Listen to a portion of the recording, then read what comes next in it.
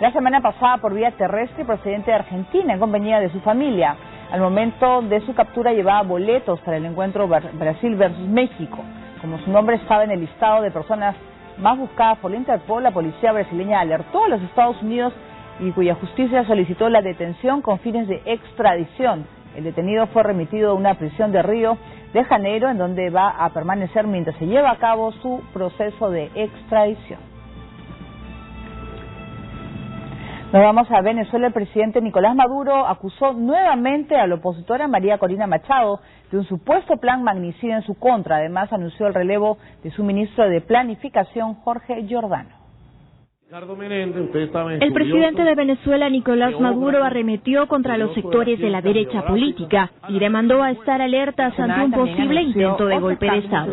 No nos confiemos, porque no tenemos una derecha democrática, no tenemos una derecha leal a las reglas de juego, de la paz, de la Constitución, de la democracia. No la tenemos. Fiel a su estilo, Maduro aprovechó para lanzar toda su artillería contra la lideresa de oposición María Corina Machado, y en el último lunes acudió a la Fiscalía General a declarar como testigo de un supuesto plan magnicida en su contra.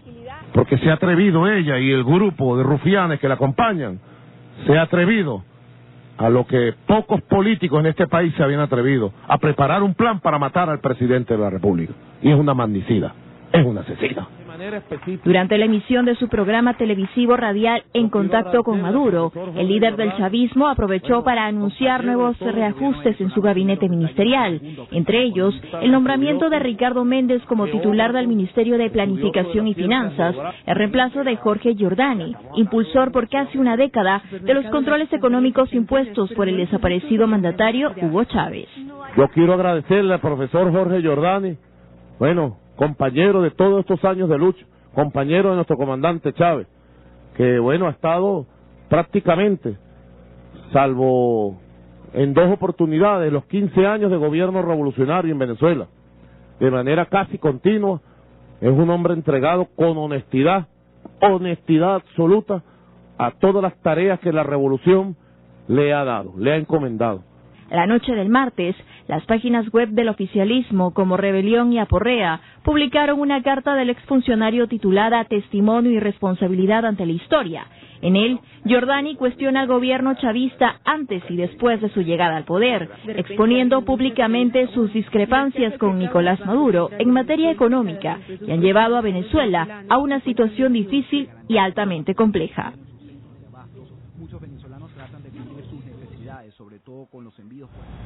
Así es, Jorge Giordani ha dicho que resulta doloroso y alarmante ver una presidencia que no transmite liderazgo. Ha sido muy duro en estas declaraciones. Esa persona que ha estado muy ligada al gobierno chavista, al régimen de Hugo Chávez. Pero vemos otra vez que María Corina Machado ahora sigue siendo blanco de los ataques. Ha estado en la fiscalía ayer, antes de ayer, le han podido aprender si estaba relacionado o no con un plan de asesinato contra Maduro, ¿no? Claro, esta renuncia, la destitución de este Giordani se da un poco en el marco, se habla de una especie de división en el chavismo entre ortodoxos y pragmáticos, ¿no? Pragmático sería, por ejemplo, el caso de Maduro, ¿no? En cambio, los ortodoxos serían militares sumamente ligados a Chávez, y en el caso de Giordani, él es una persona que justamente era una persona muy ideológica, que era partidaria absolutamente de controles muy rígidos de la economía, ¿no? Entonces está en una posición contraria a la actual de Maduro. Incluso hay quienes sostenían que Maduro, digamos, el ejercicio del poder debía ser hecho de manera un poco más colectiva, que Maduro justamente le falta liderazgo, entonces era mejor que hubiera una organización un poco más colectiva. En fin, todos forman parte de un poco de los conflictos que existen dentro del chavismo, sin que ello implique necesariamente una ruptura, menos aún cuando tienen al frente a una oposición que está luchando, ¿no?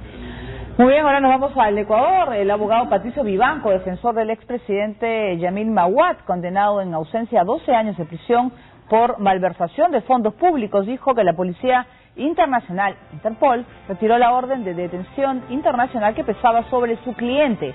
La condena contra Mawat, dictada el 29 de mayo último, fue recurrida el pasado 13 de junio por el exmandatario a través de Vivanco ante la Corte Nacional de Justicia. En un escrito en el que insistió en que este caso no se siguió el debido proceso, Mawat, quien reside desde hace 14 años en Estados Unidos, gobernó Ecuador entre el 1997 y el 2000, cuando fue derrocado del poder. El exmandatario fue acusado de malversar fondos públicos y de haberse llevado del país en 1999 a la peor crisis financiera de su historia, que incluyó la congelación de todas las cuentas en el sistema financiero nacional. Bien, nos vamos con Chile. La presidenta Michelle Bachelet ha cumplido sus primeros 100 días en el gobierno y, según cifras oficiales, con un 92% de los compromisos asumidos. La presidenta de Chile, Michelle Bachelet, dio cuenta del cumplimiento de las 56 medidas prometidas en la campaña para los primeros 100 días de su gobierno, que fuentes de la presidencia cifran en un 92%.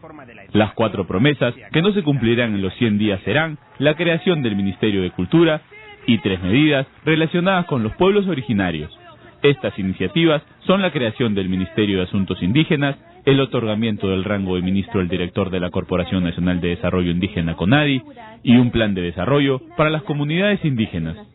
Entre las promesas que la moneda da por cumplidas figuran la reforma tributaria que financiará los cambios al sistema educativo, la gratitud de la enseñanza y la creación de una administradora de fondos públicos estatal. Bachelet llegó al mando por segunda vez con la promesa de acometer un amplio programa de reformas, algunas de las cuales ya se encuentran bajo discusión en el Congreso y otras sujetas al análisis para presentarlas en el segundo semestre de este año.